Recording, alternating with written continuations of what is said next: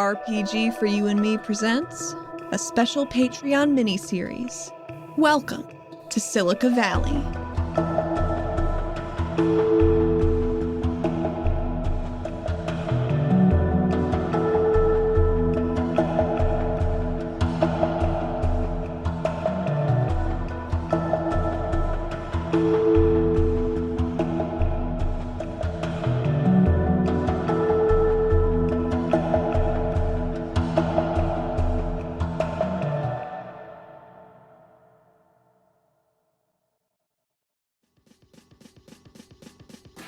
So you guys have exited the cavern leading into the mall.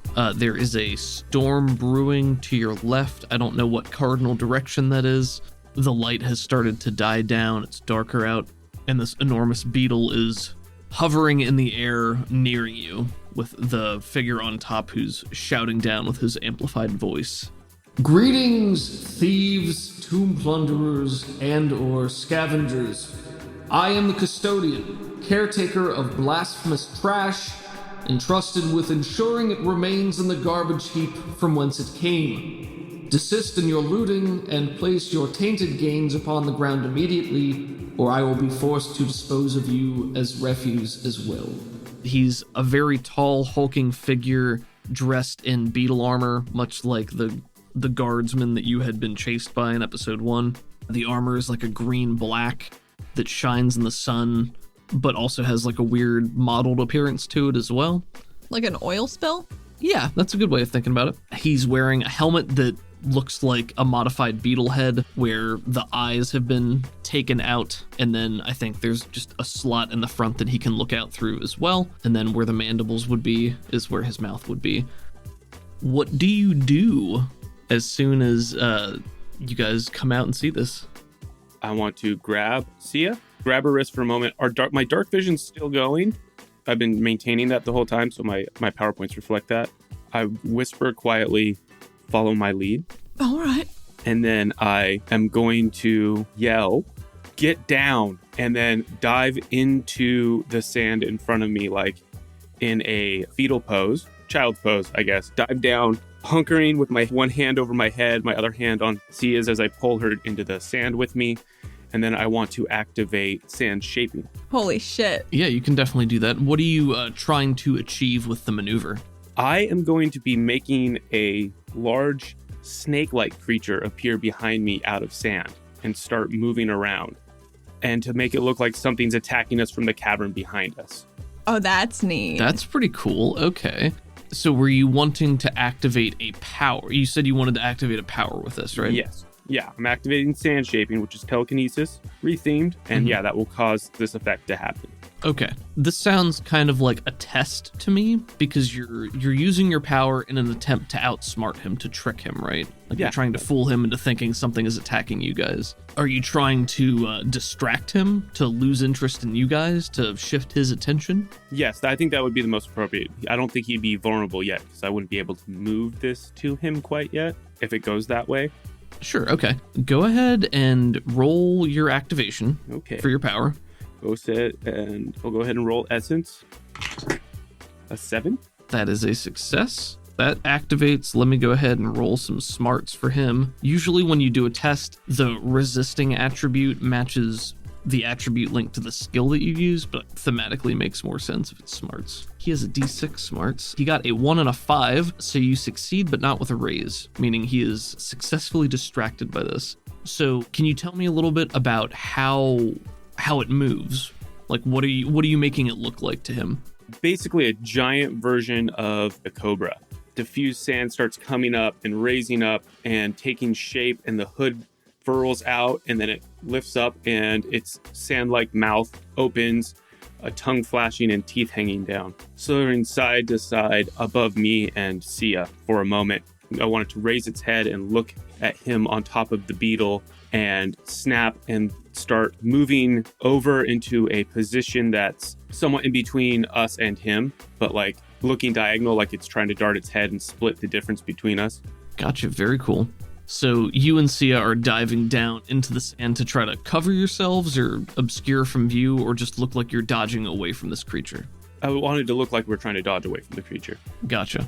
Sia is grateful that she still has these snowboard goggles on. Also, as this happens, you know how lizards have that third eyelid Mm-hmm. that blinks sideways? Oh, yeah. The semi-clear one. Mine snap over my eyes for a moment as this starts up. Very cool. You look up through the haze of sand that is blowing from the sandstorm to your left, starting to coat over the area. The cobra takes shape. You move it back and forth, position it sort of between you and the custodian, but off to the side in the threatening posture. And far above you, he reaches down to his belt and snaps out this telescoping staff that he holds with one hand, lets out a battle cry, There, look what you've unearthed. and he leaps off the beetle's head. There are some Corey engine jets on the back of his armor that flare to life as he jumps down at a diagonal trajectory, flying down towards the Cobra construct that you've just created. Looks like he is going to try to interpose himself between it and you guys, twirling the staff in his hand as he jets down there. I'm going to treat this as still a somewhat abstracted situation until we have a clear idea of how it's going to resolve. So that's what he is going to do. What would you guys like to do following that? I would like to start crawling, pulling Sia towards where I know the truck is hidden underneath the tarp. Sia's got her hand tight on their bag of stolen garbage, I think he called it. I would like to, I mean, I have my backpack full of stuff, but I would also like to start wielding the snowboard as if I'm trying to shield myself from that direction and appear as afraid as possible. Very cool. Why don't you go ahead and roll me a performance? Oh, yeah. Let's see how good your performance is. Not. I have a little bit of persuasion, but not much performance. So that'll be a D4 minus 2 with my wild die. Can I roll a smarts to see if I'm picking up what he's putting down? If you think you need to, sure. I might. Go ahead, yeah. Oh, I blew up my 4. Very nice. Add another D4 to that. Another 4. Wow. I got a 6. Another 4. Jeez. And a 2 with a minus 2. A 12. Very nice. Okay, let's see here. He's got... Okay, he got a 4, so you got a success with 2 raises over his ability to see past this deception. Oh, and he had a minus 2 because he was distracted. So he got a 2. Sia, you got a 6 on your smarts to see if you could determine what I did, yes. he's putting down. Okay, then, yeah, I think you have an inkling as to what the game plan is at this time. I'm gonna maybe utilize one of his raises to go along with it, if that's acceptable. Yeah, of course. Your performance is sufficient enough that you convince him that you are the victim in this situation, at least in the immediate moment here, and you can begin slinking off towards your hiding space to try to unearth your vehicle. He is going to continue trying to fight this construct that you've pulled out. And because this is more of an abstracted ability, if you wanted to use this as like a separate minion in combat in the future, that would be something for summon ally, or I think there's a power for it. You can still control it and use it in the weaponized form that you described, if that's what you're trying to do in this situation to buy yourself time. Basically, it's just me giving an image to what the sand shape would look like anyways. It's moving around like a telekinetically lifted object. It's just somewhat animated when I do it. Gotcha. Super cool. He's going to spend a turn fighting this, so let me go ahead and make a roll for him. What's the toughness of sand? You know, we're coming back to an abstraction. He's holding it in a shape. It's not necessarily a creature that he can destroy. So this is probably going to fall back on his ability to determine that this is subterfuge and not like an actual creature. So he can, you know, swing a staff through it and hit some sand. But if Silica is actively holding the sand in place, then it's not going to fall to the ground or anything like that, you know? So he succeeds in his fighting, and let's see how much damage he deals to this thing. Not too bad, 7. As you pull your snowboard over your head and start to shy away back to where you know your Jeep to be hidden, he continues twirling his staff in front of him, sweeping it through the sand and debris in the air, just trying to knock the Cobra down to pieces. What sort of motions are you making it do at him? I'm going to have it do that snake dance side to side, maybe dodging away a little bit and maybe making a feigned bite towards him, but not actually land, just like... We get a couple of shots of the custodian springing back and forth, dancing out of the way as the Cobra makes its hissing, spitting motions, trying to dart forward at him. He doesn't take the time to turn around and look at you guys because he assumes you're still right behind him. Mm-hmm. And he says, You see, this is what happens when you delve too deeply. continues his pantomiming a fight that he doesn't realize is pantomiming. He's in full battle mode, so he's swinging it through and going, ah! Knocking down. Just die! What's this beetle doing? It's still just floating up there. Hanging out. I think it's too big to reasonably Care. Like, if the thing gets too much lower, it's gonna start spraying sand everywhere. That's a good point. It's staying up there. Yeah, so he appears to be busy in the background, so... Have I described how Sia runs extra fast? Oh, I haven't even talked about how my character walks, and he walks funny too. She moves her back legs because she only has 2 of them in tandem with like her regular running legs, but they go out further and they dig in real deep and catapult her forward. Oh, that's cool. Super fast. Yeah, it looks goofy, but she go fast. Nice. Should go fast. No, I was imagining a set. The way he moves is the Thorny Devils that I based him off of. They'll like step and they'll like bob their head when they're doing it. Like bob it twice every one step. So I imagine he's kind of got that Shaggy from Scooby-Doo walk when he's casually walking, where he'll like rock his shoulders and bob his head. I love that. That's great. So Yeah, good. That's very fun. You can take a Benny for that one. I like that a lot. Oh, me? Just Sweet. 2 goofballs.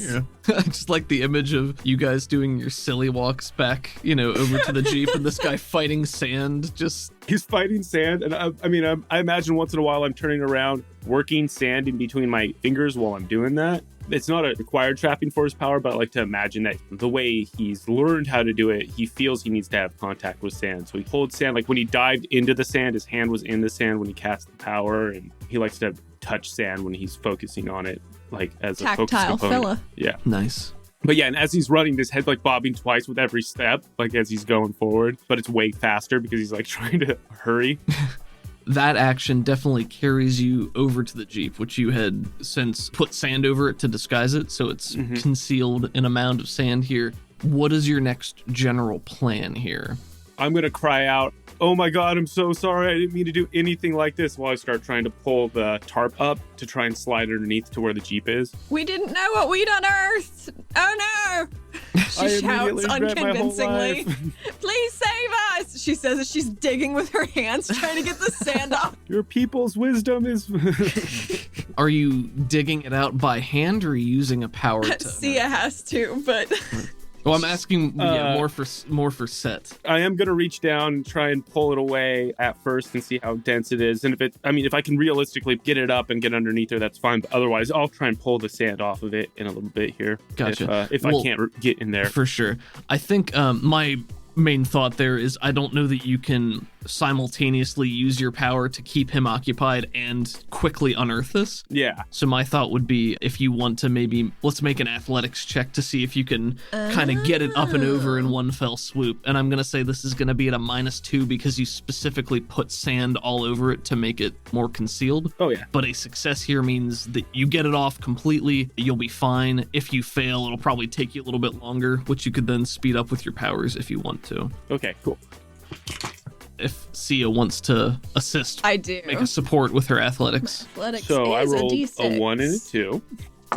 I crit failed. Oh, God. Sorry. I'm going to spend that 1 bit you gave me to re-roll this, for myself at least. Okay, I blew up my wild die. Okay. Blew up that wild die. Oh, okay. Good, Yeah, good. and 3. 15 total now. Okay, so you got a 15, -2 from your penalties, 13, -2 from Sia's crit fail is an 11. Yeah. Maybe she's not even digging in the right place. Yeah, what? She's getting more sand on it. Like I'm pulling on it, you go to pull on it, a bunch of sand pours onto you and me as you like pull it up in an awkward thing. So it does that weird trampoline thing where it just like dumps a bunch of sand onto us. I'm like scuttering backwards and catch myself with my tail right before I fall over and just pull the rest of the way, and it falls all off, dumping sand like all over the top of it. She punches through because she forgot it's like a cloth top Jeep, and she punches the cloth, and that's what sets off the little sand avalanche. She's like, So Sia covered in sand, Set able to wrench the tarp off with a nice sweep and flourish. The rest of the sand dumps off onto the ground and you are able to unearth your Jeep, which now has free reign to leave whenever appropriate. Sia's in the passenger seat, let me tell you. I'm gonna roll his notice to see if he notices what's happening here based on you guys doing that. I'm gonna let that distracted carry forward here so he has not yet noticed. You know what? Can I have Sia leave her snowboard that she grabbed leave it behind, like she dropped it, so maybe he won't follow them. Because she doesn't have a great need for a snowboard. She just kind of grabbed it because Set was grabbing one. And you can drop whatever you want whenever you want. It's a free action. yeah, as my free action, I dropped my snowboard. Sure. You guys had successfully unearthed the Jeep. He failed to notice what you guys were doing, but you had been calling over, oh no, help us, what have we done? We're so sorry. And he calls back, That's why you need to leave the past where it belongs. continue fighting off the dirt serpent for the time being. The derpent. The derpent. Serpent, sand serpent. Yeah, it's a serpent. Serpent. The word that's still the same now. So your Jeep is unearthed, and you are free to proceed with whatever it is you'd like to do. Let's get out of here. Yeah, I'm going to jump into the driver's seat, throwing the snowboard in the back of my car, start revving it up to try and peel out of there. He's definitely going to hear the engine start. Mm-hmm. So when he hears the engine start, he turns around and sees that you're already kicking it into gear and flooring it. And that's probably going to start a chase. Sounds right. Based on how you guys have chosen to go about the situation, which I fully approve of. Would you like to make me a driving roll at the very start to set the stage for what we're doing here? You're already going to have a little bit of a head start based on the fact that you psyched him out a little here. Okay, I rolled a 5. E5, okay. And I will not assist in any way. The range of my sand shaping is twice my smarts. My smarts is a D8, so that means 16 inches, which comes out to, 2 yards? 30... That would be more than 2 yards, because each thing is 2 yards. So that'd be like 8 yards. So you're good. We have the same kind of smarts. It'll basically fall apart as soon as you guys start driving away, because the range will be disparity. Yeah, exactly. Is there a way I could have the bulk of the sand fall on top of him? Are you trying to damage him or hamper his ability to follow you? Hamper the ability to follow us. Just slow him down a bit, especially for that first round. So, start the engine up, I do a head check, look at him, let go of the sand in my hand, and then it just lumps on top of him. Yeah, I think you can definitely do that. I'm thinking that's going to be another test here. So you go ahead and roll your essence die. He is probably going to make an agility to see if he can get out of the way here. I'm going to let his previous distraction ride on that because I think it's funny. His agility is D6. He gets a 3. I rolled a 12. A 12, so My yeah. goodness. What we see here is he's hefted his staff through the creature again and sort of cut a section out the middle as he hears you guys gunning it in the Jeep and start to peel away with your successful drive roll. And he turns around. He starts to shout something after you, but as you're starting to leave the area of effect, you pull the dirt down on top of him and it just smushes him right to the ground in a heap. Hey, you! Gets face planted into the ground. So this is a good opportunity because you got a success and a raise. We can roll on the creative combat table if you'd like. Oh, that'd be fun. Yeah, that'd be great. Chase, if you'd like to roll me 2d6 and tell me what you get. I will, and I have the creative combat table open up to me on my screen right here. Hell Wonderful. yeah. Double whammy. All right, he's distracted and vulnerable. That seems appropriate Yeah. given what's happened here. So you were already one ahead of him. I'm going to put you guys a full 2 cards ahead of him right now. In vehicle chases like this, the range increment is usually 25 feet, like 5 normal spaces. So you guys are effectively 50 feet ahead of him in this chase by the time he is able to get himself up and start to participate. That sandstorm is blowing in. I think we're probably at the point where you're sort of on the edge of it, so you can stay out of it, or if you chose, you could go into it, which would carry penalties for both you and him if he were to follow you into it as well. Would I know if I would be able to negate the darkness penalties that might happen inside that sand cloud with my dark vision? Absolutely, yeah. So we are just plowing through a sandstorm, right? Yeah. You're not in it yet. Oh, okay. But you could be if that's what you're going for. Ooh. So I would choose to drive into it and then start trying to maybe, if the driving becomes too difficult for me, maybe try and use some of my power to calm it around me. But at first, I'm just going to start driving straight into it. Awesome. Let's go ahead and start the chase. I'm going to deal 1 card for both groups. So you guys are going to go on the same card and you can determine how you'd like to go. So your card is a Joker. Ooh, I'll take that. And Benny. he is a 3 of hearts. Yeah, so you guys both get a Benny. Sweet. Because you've drawn a joker, and you get a +2 to everything you do this round. My. So in a chase, he is still on the ground, but you can see him already starting to shove himself back up out of the pile of sand and dirt. The jets on the back of his armor start to flare to life as he pushes himself to his feet in preparation of flying after you. What would you like to do? I'd like to gun it. Ooh, before he guns it, can Sia do like a test against the custodian? What are you doing and how? She just wants to shout back, "Watch out, there are more of them coming!" Okay, yeah, go ahead and roll. I could see that either being a persuade or a taunt. Well, I don't have taunt, but my persuasion is a D4 -1, so I'll do that because it's a +1 right now. D4, why is it a -1? Oh, it's my outsider hindrance. Okay, gotcha. For here, because she's not from here, so nobody trusts her quite as much as they That should. definitely applies here. So, okay. So you're at a D4 -1 by default. He is vulnerable, so you get a +2. I think I won't apply any further penalties to that just because he failed all of his rolls through that situation and does not seem What a to mook. Yeah, right. So, yeah, He is also distracted and vulnerable right now at the same time. he is. So she gets a +2 and he gets a -2. If you would like to go ahead and roll your bones there, Allie. I will roll these bones. I want to Benny this once. Okay. Because I got a 4, but I don't like how I want more. Okay. I want more. Give me more. Well, don't get more. That is a 10. Very nice. Yeah, that's not bad. He rolled a 4 -2.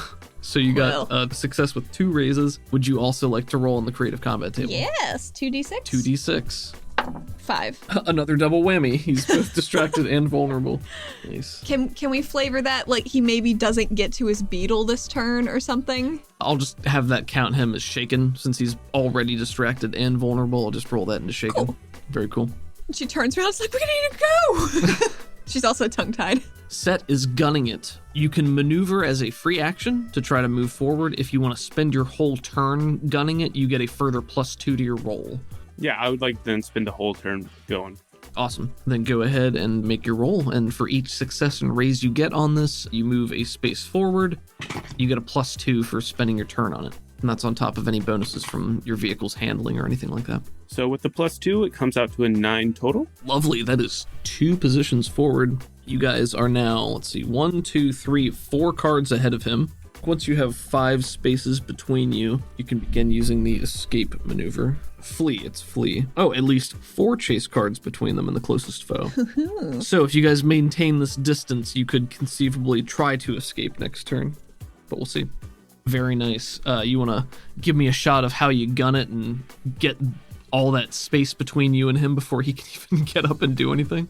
Yeah, so as the sand lands on him and Sia yells to distract him, I pop it into reverse and do that like jet straight back, and then that power brake where I fucking whip it back around, pop it into drive, and just go straight into the cloud, like kicking up sand behind me, try and crest over one of the dunes right into the sandstorm brewing in front of us. Sia looks up with big eyes at like the wall of fucking sand that's just roiling there, and she's like, is this a good idea? Good enough. All right, yeah, you guys start to disappear into that sandstorm. The custodian is going to shove himself to his feet and begin to try pursuing. His vehicle is faster than yours, so he does get a +1 to his maneuvering here. But, all right, well, I rolled a 6, +1 is a 7, but I didn't unshake for him, so let me do that first. Ooh, blew that up. So he definitely unshakes. So he moves forward 1 as his free action. He shouts after you and he says, Turn back! Don't go into the storm! That's death! You fools! he's going to try to intimidate Set because he's the one driving. So Set, if you could make me a spirit roll, you do still get your Joker. Your +2 to resist this. Nice. Oh man, bad. He got a 4 -2. I'm going to spend one of his bennies. Ooh, blew up a 6. Blew up a 6. 4. So he got 16 -2 is 14. Good lord. My wild die blew up and I got a 9 total. But with a 14 looming ahead of me, I'm going to spend another Benny and re-roll that to see if I can improve that at all. Oh, no. But that 9 turns into an 11. Sure. Did you add your +2 to the Joker? Yeah, so I'm going to go ahead and spend a Benny to try and Gotcha. beat it. And then he would have been at a 14, so he would have a success, but not a raise on that.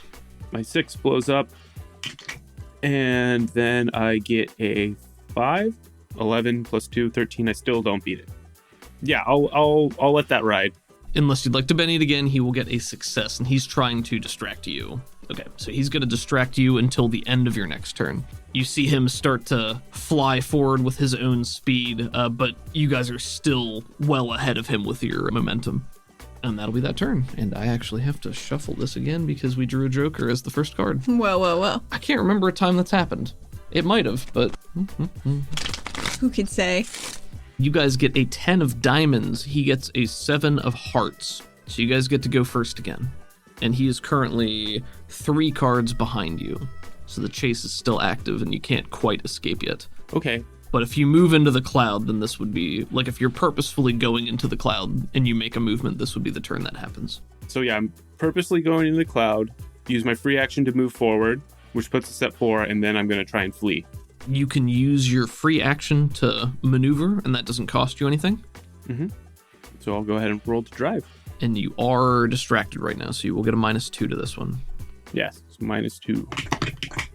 That's a 5. I'm going to spend a Benny to try and clench this. Oh no, that's 2 3s. So yeah, I don't pull forward Okay. on my free action. So Because that's a free action, your escape maneuver was not like part of a multi-action, so even though you declared it and can't do it, you're not stuck with it. So you can still try to do something else here if you'd like. Your turn isn't over yet. what if I use the entire turn to do that one movement forward and then got a +2 for doing that to negate the -2? I'll let you go ahead and do that retroactively, but usually you have to declare that beforehand. Okay. Then yeah, that'll be it. That puts me at a 5, so I do pull forward. All right, so you guys are 4 spaces ahead yet again here. You are now into the cloud. So I think for the cloud here, you have your dark vision, so you're not going to suffer any of these penalties, and Sia has it too, right? So that would normally impose 4 points of vision penalties, which you guys are currently immune to. There may be other things that pop up, who knows? Sia, what would you like to do? Sia is going to grab their backpacks and try to hide the stuff away in the trunk in case they do get caught up with. Okay. There's not really a trunk. It's like a bed, right? Yeah, so yeah, you'd have to like bury it under the garbage I have back there already. She turns to Set and asks, "Do you have like a hidey hole? You got a little compartment back there? I just need our stuff's gonna be gone if he gets us." Try under the seats right there. Just jamming a whole snowboard. The tarp. Put it under the tarp. She's gonna do her best. She leaves like a couple pairs of sunglasses in her own bag, so she can be like, "Oh, you got me." You have something to give up. Yeah. Make him think you won. Okay. But all the sodas and random crap they grab, she's just jamming it under the seats and covering it with a bedroll or something, like stuck it in place. Sure. I would like, while that's going on, to grab one of the sodas out of the hand real quick and like snap that, pull my goggles down. Watch out for coin purse down there, and then start drinking while I'm driving. Coin purse. I don't see a wallet. All right, would you like to make me some sort of skill to see how well you do this? Like, I think it's safe to say that you could get things organized this way. I'm just curious how well you've managed to hide things. Would it be stealth? It could be stealth. I could see a stealth or a thievery or... Well, I can tell you which one of those I don't have. Okay, well then go ahead. Let's do a stealth here. Okay. 5. 5 is a success. Okay. Passable. I'll remember that. Very nice. And it is his turn. Man, he would surely love to catch up to you guys. So I think he's spending his entire turn, as boring as that sounds, to try to catch you. Gonna shoot out one of our tires with the clacker. I guess you could try. Yeah, I think he's just gonna try to reposition and catch you guys. It's a +2. That is not enough. He's still trying to put the juice on and catch you guys. You see him going over a couple of dunes far behind you, barely hovering over the ground as he zips forward. You guys enter the storm and he disappears from sight. And So is he not on his beetle? No, He's using his jetpack thingy. correct. He's flying using his own armor. Maybe as you guys had turned around right before you went into the cloud, you could see that the giant pie dish-like beetle had swiveled and started to hover in your direction after him. So it's sort of following slowly behind him as he chases you. Exactly. He starts to shout something else at you guys, but that's when you disappear into the storm itself and all noise is gone. You guys can barely hear one another, even just a foot, 2 feet away. Is there like heat lightning in here? It's mostly dark. Maybe there is that occasional flash of light somewhere, but it's like when you have your eyes closed and you see light through your eyelids. Ooh. Like all you can see is that there is light. It doesn't help you to see better. Does that make sense? Yeah, totally. You guys can see each other because you can see in the darkness, so that doesn't apply to you right now. I think based on Set's trappings, you guys can probably see at least out to a normal distance here. So nothing of note, it's just wind and sand and silt whipping in the breeze. But that is his turn, and we're gonna go back to you guys. King of Spades, he gets an 8 of Hearts, so you guys get to act again. You are no longer distracted. That ended at the end of your last turn. Okay, then yeah, I would like to try and... Is he 3 cards behind us? He is 4 cards. 1, 2, 3. Yep, he's 4 cards behind you right now. Yeah, then I'd like to try and flee. You can make a maneuvering roll at -4, and if you're successful, then you guys have gotten away. And for every additional card you put between you, it reduces that penalty by 2. Can I assist with a notice? Looking out for big honking dunes and stuff that would hamper our fleeing? Yeah, I think that's appropriate if you want to make a support roll. And if you would like to make a free maneuvering roll to try to get further away before fleeing, that's also something you can do. Got a 5. Yeah, I'd like to do that first. Got a 5, To okay. help reduce that penalty somewhat. Gotcha. Are you supporting his put distance or his flee? Flee. Flee, okay. Yeah, go ahead and do your maneuvering first then for change position. 2 and 2. I'm not able to maneuver forward that much more, but then I'm gonna try and flee at the -4. Go for it. Sia, you got a success. Yep, just 1. Okay, so you get a +1 from Sia, so you can reduce that to a -3 instead. Okay. 6 blows up into a 7 on the dice. -3 comes out to a 4. Nice. We did it! Okay, you are successful in your flee action, which means you guys have either put enough distance or enough obstacles between you and him that he loses track of you entirely. Sandstorm seems like a pretty decisive obstacle for a guy with a jetpack armor. Absolutely. Honestly, I probably should have given you a bonus to the flee roll because of how you chose to flee from him. Goodbye. I don't mind the skin of her teeth, but thematically it sounds really good. How do you help him find a better route? Because that would have been a fail without Sia's +1. She maybe spots a rock outcropping that kind of looks like it might just be dune that they could go over, but then she sees it's much sharper than the rest of the surrounding environment, and she slaps both his arms. It's like, no, left! Wiggles her hand off because she slapped his spikes. I just glance over and then pull the wheel and just go under the rock outcrop there. You guys disappear deeper into the storm.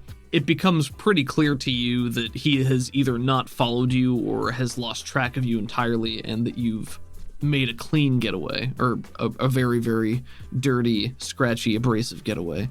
Did you know that guy? Did I? I don't think that you would have ever met the custodian yourself. If you'd like to make maybe a common knowledge roll, we can see if you know who it would be. Common knowledge. No modifiers. I would imagine I'm like aware that that guy existed in a concept, but I don't think I've ever ran into him. So a 6 blows up to a 3, comes at 9 total. Yeah. With a raise, you've definitely heard of the custodian. What you would know about the custodian is that it's a title, it's a mantle of a position. It's not necessarily just one person for the Breon tribe and their whole philosophy of leave the old world where it is, make new technology, don't use old stuff or old products. He basically told you what his role is, he's responsible for making sure that things stay where they're supposed to stay and don't make their way back out into the world, and that people don't mess with stuff that doesn't concern them. With a raise, you know that the current guy is a Nakir, even though that didn't specifically come up in this circumstance.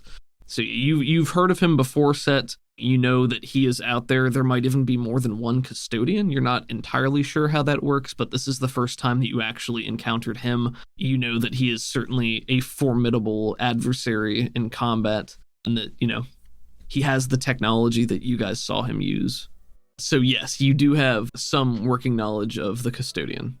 He's a mean old dude, if not several mean old dudes, and if not old. He was probably at least in his 40s. Oh, okay. Based on his demeanor and his voice, maybe 50s. Who knows?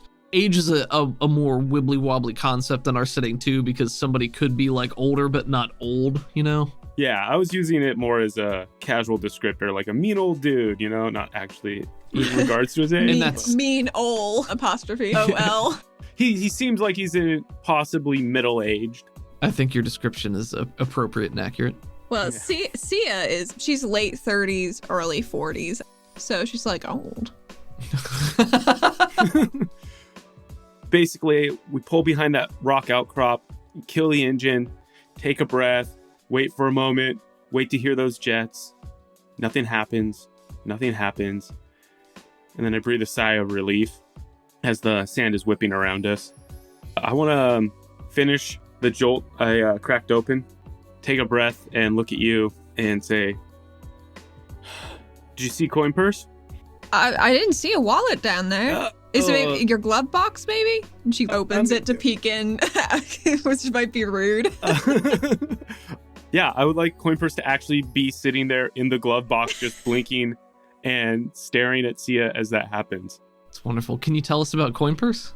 So yeah, coin purse looks kind of like a lizard, maybe a bearded dragon, frumpy and chonk. Yeah, chunky boy. And yeah, he's just sitting there, maybe with some roasted crickets next to him in the glove box, just blinking at Sia. She's startled at first, but her line of work takes her into places where she sees weird animals a lot of the time, so maybe it doesn't surprise her as much as your average person. She's like, oh! I know this isn't what he's doing, but when you said he has roasted crickets there, I just imagine he's like in a little hot tub, just picking a cricket up when you open it up and just looks over at you like, what? Like fucking hedonism bot. Yeah. Can I pick him up? Yeah, I imagine you can. You got 3 fingers, right? I do. I meant, will he bite me? He hasn't bitten me yet. Not hard. Can I roll an animal handling? I don't, What would that be? I don't think animal handling I think that's a exists. D&D skill, but is there something adjacent? Like a persuasion? There's a riding skill. Well, here's the thing. You know, the coin purse is Set's pet, so I feel like Chase would, you know, be familiar with his demeanor, so I don't know that he's going to bite you by default or anything like that. Yeah. I'm going to say if there is a roll to be made, it's up to Chase, and he can determine, you know, what that would be and how difficult. Yeah, persuasion. Roll persuasion. And I am an outsider, especially to this thing. But you are, I don't know, because you handle animals a lot, so you might not count as an outsider in this particular case. I would tend to agree with Chase. If you handle it, unless this is a type of animal that you do not normally deal with, right? Like you're normally a fish person and you deal with. You're just like bloop, bloop, bloop, bloop, bloop. Well, if I don't have a -1, I've received a 5 from my wild die. Okay, well then I will. I don't know why I said it like that. But... I will allow Chase to tell us how that affects coin purse, if at all. Coin purse is just kind of almost lethargic and sleepy. So when you reach down and pick him up, he just kind of like lumps head into your hand. So sweet. She tries to pick him up like you do with a chubby cat, where you like get them under their front haunches and just hold them up so they extend real long. She's like, look at you. Coin purse? Yeah, kind of looks like a coin purse. Hey, you're not wrong. She like wiggles him back and forth a little bit. Just this chunky lizard. Oh. What color is he? Tan, brick red, spiked frills along his cheeks. Such a chunky boy. So chunky. She's feeding him some crickets while she continues to talk to Set and says, how long should we wait here? Are we gonna outwait the storm? Do you know how to get back? I don't want that guy to catch us. Well, give me a second to try and get my bearings here, and then I think we could try and make it through the storm and get a little cover still. Sounds good to me. Okay. Where are we going? Probably, I think back to the hub, see if we can offload some of our salvage and look at the maps around there that they have and compare that to what we got going on with this map of the Glittering Path. Yeah, what the fuck is that? I don't know. The drone didn't seem very helpful. Yeah, it was some pre-zero thing. It just seemed really interesting to me. I mean, I'm in. I think it sounds like a good time. Yeah. And I mean, hopefully we'll run into some of the stuff you're looking for, you know? I'll know it when I see it. Perfect. She Okay. hopes. Yep, desperately. So I like that you guys are having this conversation by the rock outcropping, which probably has a little bit of shelter from the storm, but you know, there is still just sand whipping in every Roaring. direction. So every time you open your mouth, there's a chance that you'll get a nice Sandwich. A sandwich. Sandwich. Well, aren't there like windows we could roll up, or are they like open door Jeep? Oh, it's an open door Jeep. Yeah, so it's like, it was we an have the open door. front and we have the sides, and we got the cloth top, but the whole back would allow stuff to whip in. That's right. If you guys were going to spend a prolonged period of time within the storm itself, I might ask you to be making fatigue rolls based on the fact that all this is sort of buffeting against you. I wouldn't sense to roll me. damage, but it might be like bumps and bruises or Yeah. just general fatigue from difficulties. But All of her arm hair is sheared off. it's very possible. If you're going to use the storm to cover you as you go back to the hub, I think that's perfectly reasonable. If you guys would both like to make me one vigor roll. Yeah. My D6 vigor. Vigor. 5. Does Set have the heat resistance to this? Yeah, I have environmental resistance. I think that will definitely apply to this. Okay, so I roll a 6 and a 6, and these Deadlands dice, these metal ones, are very nice to me today. Nice. Not so nice a couple. Thanks for your purchase. Yeah. Thanks, Savage Worlds. Thanks, partner. Thanks, Peg Inc. That's a 10 total on the dice, and if my heat resistance, I put heat resistance, but if you just want that to be like desert climate resistance or whatever, that would I think Makes that's sense. fine. Yeah, I'm abstracting it to apply to the situation because I think the intent is you're better at surviving in desert Yes. environments, and while that would normally be heat, I think it applies to this so situation that puts as well. me at a 16 total. Oh yeah, this is My. you barely even notice this is happening, right? You can see through it. You have so much armor, and you're built for this climate that it's just like a slightly windy day. I'm to driving you. by and looking by, and she's like blinking and spitting sand out of her mouth, and I'm just like, huh. And then I keep going. Trailing your hand through the air. Yeah. Her nails are quite buffed. I think she had nail polish before they went into the sandstorm. Oh, sad. Sad. Would you like me to make a survival roll and navigate back in the storm? Sure, yeah, go for it. Maybe I shouldn't have said that. Uh-oh. So where okay. are we? I don't know. Yeah, that's a 6 total. Okay. Given with your dark vision and your inherent survival roll, you're able to safely navigate your way through the rest of the storm to make it out the other side and then reorient yourself back towards the hub. Mm-hmm. Couple of shots of Sia playing with coin purse. You know, when I found this truck, Coin Purse was already living in it, and seemed like their home as much as it is mine now. So I don't know. We kicked it off. He didn't run away or bite me or anything like that. As I reach over into the glove box and grab a couple of the crickets and start chomping on them as well. Nice. I would like to give both you guys a Benny for your interactions with Coin Purse. Oh, thank A you. fun little buddy. Out of character, where does the name Coin Purse come from? Allie said that he looked like a little coin purse in the group chat when Oh, the photo was posted. nice. It's just like a sack of gold because Yeah. of how thick he is on the bottom. That's great. It sounded better than dice bag. A little bit more universal. Yeah. Would this be about an hour of downtime so I could recharge my powers? Yeah, I think so. You can definitely recover some power points on your way back. Wonderful. No problems there. And then I'll burn enough to keep the dark vision up while we're going. So that puts me at, I think it's 12 again. Yeah, 12. Yeah, in the case of this one, because it is a 1-point power and it lasts for an hour, you could just, recast it at the end of that. This is the type of thing where, because it lasts for an hour, you could cast it and then not cast anything for an hour and regenerate power points during that hour. So I'm fine with however that factors out. I think you'd probably be back to full power points by the time you reach the hub. I imagine you guys are probably at least 2 hours into the desert right now, Yeah. just with where the ruins would have been located, so I don't have any kind of problem with that. I don't know. I haven't really run into a problem with Savage Worlds where I felt like nickel and diming power points is really important.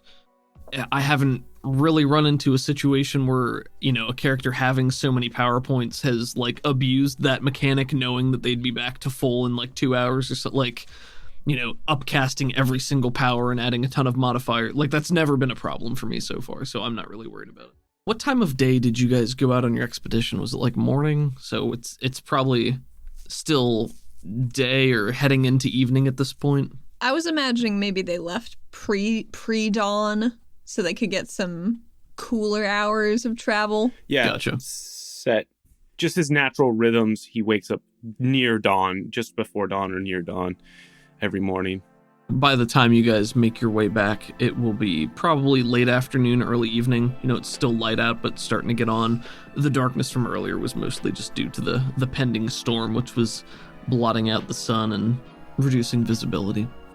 So the hub itself, I think it's mostly just colloquially referred to as the hub. It's more of an informal designation because that's where everybody shows up to. But it's just a little outpost, and it's made up of several key buildings, a couple of smaller businesses, and it's just a congregation point for people in this general area to stop for supplies.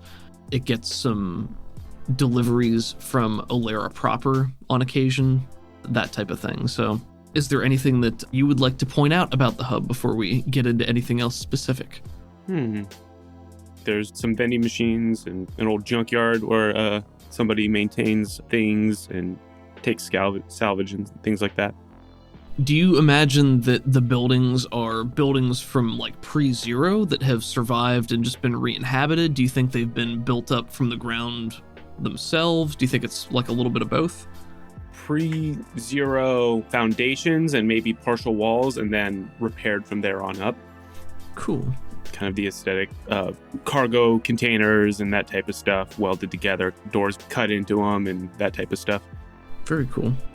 How busy do you imagine it is? I think there's probably only a couple of permanent residents who actually live here, like 5 to 10 permanent residents, with everybody else just sort of moving through.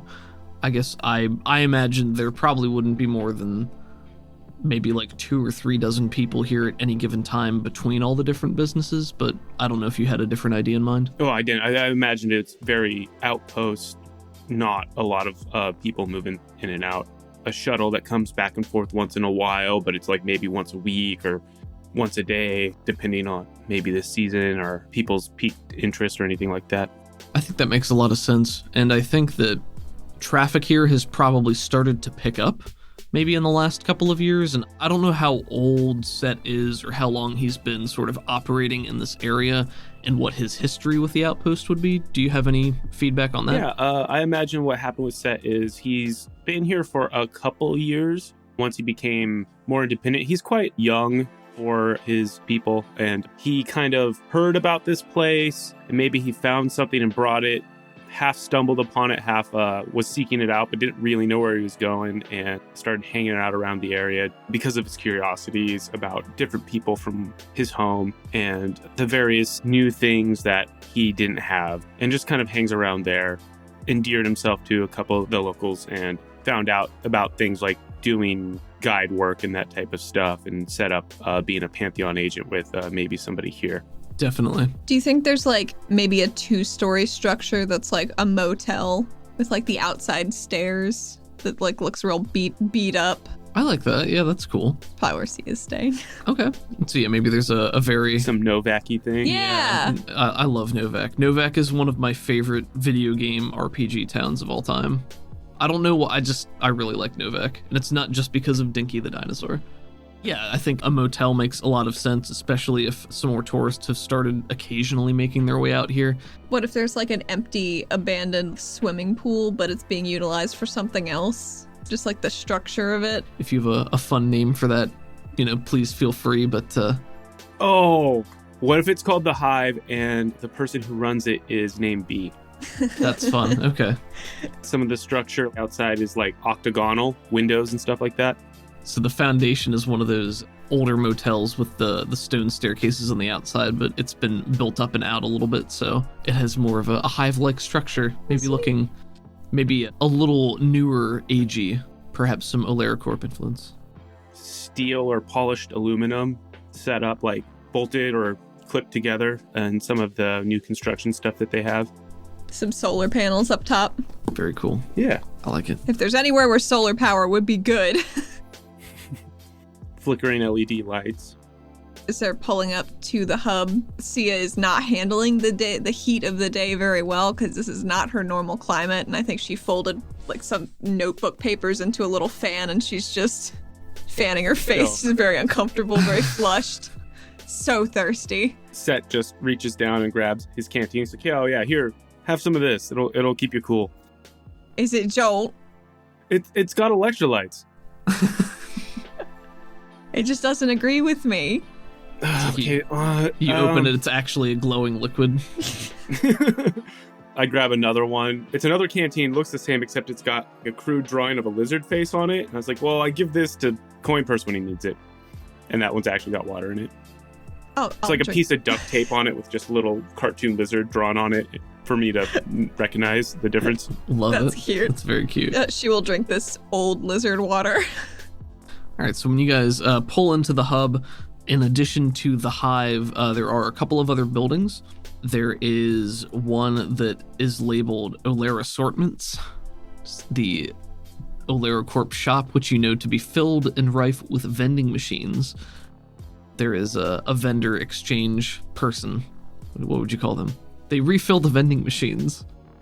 A refiller. The filler, yes. The filler. Who stops by occasionally. Oh, a stalker. A stalker. Yeah. There you go. STOCKER. Stalker. Yes. Not the stalking. That's where my mind went first. I was like, okay. As you mentioned, there is quite a large scrap or junkyard, and there is a smaller garage-like structure in front of that, and everything else is bound up in a fence. And there's a sign above that says the Scrap Shack. I think we said there was also going to be I don't know if it was a diner or if it was just more of a gathering point where people went to hang out and eat. That sounds like a diner to me. Like a kitchen. Yeah, just like a place you can go and get something cooked. Desert Tavern. The honeycomb. Oh, the honeycomb. I like that. Honeycomb's big. Yeah. Maybe it's the building next to the hub. Next to the hive, you mean? Next to the hive, yeah. I like that. The honeycomb. That's cute. That's very cute. So B is the purveyor of both the hive and the honeycomb? Or just the hive? Or maybe the entry is like this. The office is also like the hostess area for the honeycomb. Okay, so it is one structure then, and it's like the eating area is like off to one. Well, maybe like the office, the rooms are a different structure that's like right next door. Gotcha. So you have to go there to get your room. Gotcha. Makes sense. Or it could be an open stand. There's a bar there in the wall, and then there's like the kitchen behind them, and then there's the seats and chairs and like a long overhang and a tarp or an awning set up for everyone. Sounds very desert towny. Sia's looking around desperately for any hint of an air conditioner, listening for the hum, being disappointed probably. So is the honeycomb all outside? Maybe a good part of it's outside, and then there might be like a interior area as well, like with like a counter that runs like an L shape, and then some seating. Gotcha. In there. Sounds so there is an internal or interior section as well. Do you think air conditioning exists out here? Oh God, I hope so. If you pay extra, you can get a room with air conditioning. But it's probably not offered down in the diner itself. Damn. It's a cover fee. I'm just thinking about all the times I hung out in the walk-in at the kitchen when I used to work in a kitchen, because you know how all the heat that comes off of the cooking, Yeah. the ovens and the burners and all that stuff, and so like the kitchen never felt cool to me. So there's like this heat that's kind of inside of there once you walk into the inside, and then a walk-in that people like hang out in a lot. Maybe it's like each little booth on the inside has a window air conditioner that you can turn on, but then you're charged for how long you run it. They're like, oh, you got your ticker's it's up. like got coins. Yeah. That's fun. Like a little coin slot or a credit slot that you have to hit that so it blows the air on you. Love it. Metered. All right, yeah, so you guys pull your way back into the hub. What are your plans? What would you like to do? Seeing as Sia doesn't seem to be handling the heat well, I think I'll stop by the scrap shack and see if we can scrap anything that we collected at the shack and check in with the proprietor. The proprietor, as you very politely refer to him, his name is Vigo. The shack itself, the front garage area is just a very standard car garage. There's a lift there there's probably a couple of lifts actually. I think it's quite wide. A number of vehicles in various states of disrepair, missing entire sides, wheels, engines taken apart, things like that. And there's a tiny office to one side as well. Vigo, I think, is probably one of the most important names at the hub. I don't think he's the main owner or anything, but he definitely owns the scrap shack and the junkyard and deals with a lot of the people coming through town. He's a human and Ori man. He has orange eyes, usually with bags under them, dark starting to gray hair, bushy mustache, and not at all trimmed eyebrows. So he's just a very prolific, hairy man, crinkled, sun-worn skin, quite a thick build, calloused hands, usually a bit crotchety, and he's almost perpetually covered in a thin layer of silt oil and Cori residue. But probably the most ostentatious thing about him is he walks with a pronounced gait because he is missing his right leg, and in its place he has a prosthetic augmentation, except instead of a leg it's actually a third arm. So he walks on one arm and one leg, and it's sort of a very crude looking arm. It's bigger and bulkier and thicker, and it's got a bunch of big pincher fingers, almost claw-like, but they do allow him fine dexterity. He just can't move around very well. Pedidexterity. There you go.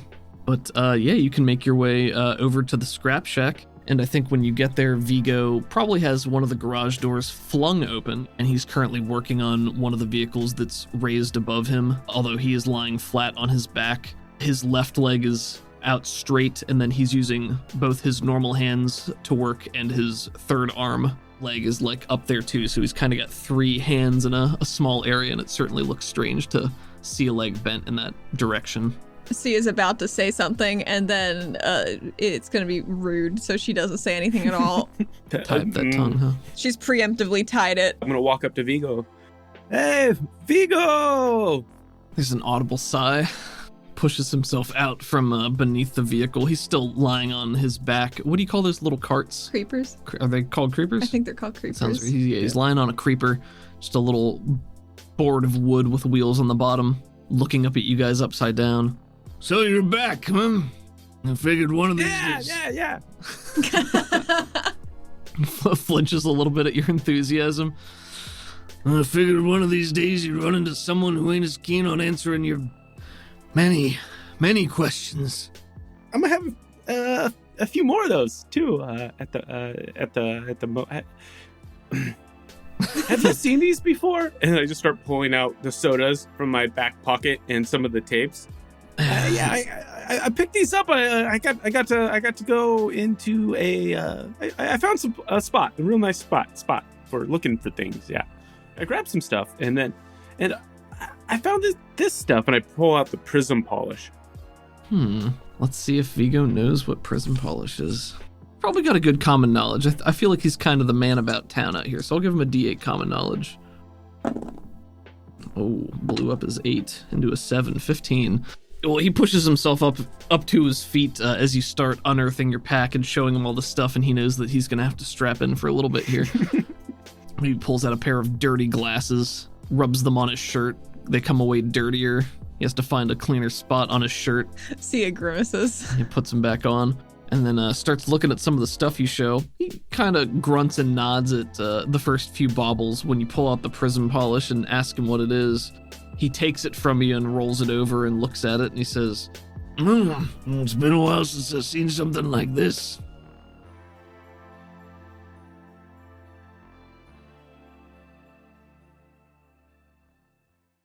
Hey, everybody. Thank you so much for tuning into this episode of Silica Valley with us.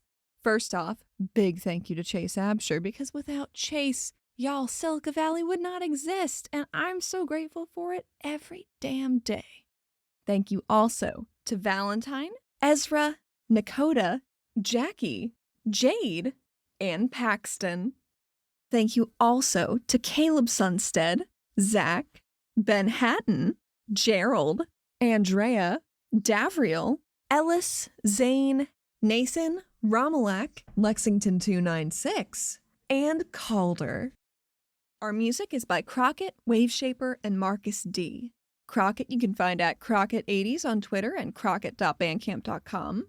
Waveshaper is at waveshaper_SWE on Twitter and at waveshaper1.bandcamp.com. And Marcus D, of course, heavily featured in this episode. You can find at marcusd.net and at marcusd on Twitter. Thanks to the creators of Savage Worlds, the Pinnacle Entertainment Group. You can find them and their products online at peginc.com.